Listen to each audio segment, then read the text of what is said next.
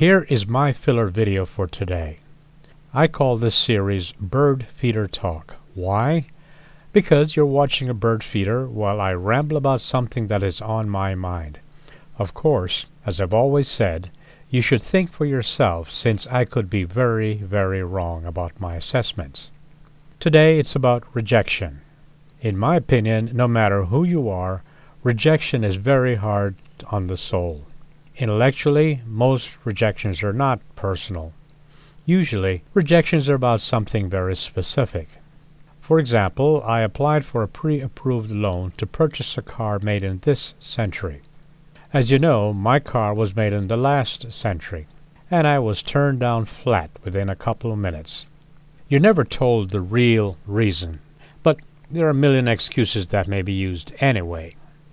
Loopholes in the law allow financial institutions and all business, really, to practice their own individual prejudices when it comes to rejections.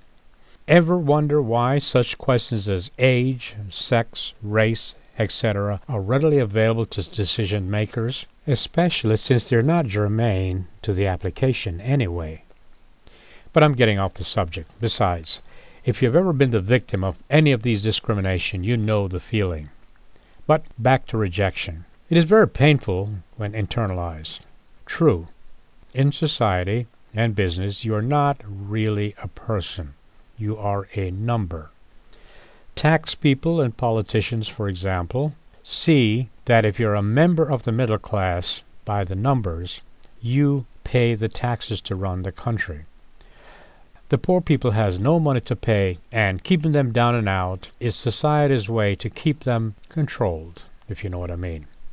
The rich and super rich are given tax shelters, so they really don't have to pay taxes, unless, of course, they want to. The ideal situation to avoid rejections from banks and other companies is to be less dependent on them, having a lifestyle that takes you off the grid. I think that in time, more and more people will come to the conclusion that they're not considered to be human beings anyway, not by the government or by companies.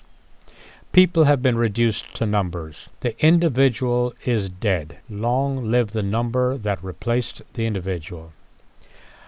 I am a bit naive and old-fashioned, and I just believe that after so many rejections and receipt of form letters, people are just going to form little clusters of communities of like-minded people and just disappear. That is, get off the grid entirely. In time, the number one cottage industry is going to be how to get off the grid and how to protect your right to be left alone. That's my prediction.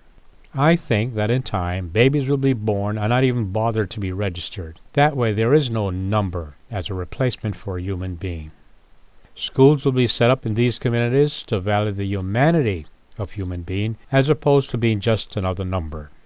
Jobs will be in keeping with the passion of the individual. That's right, value the individual's worth.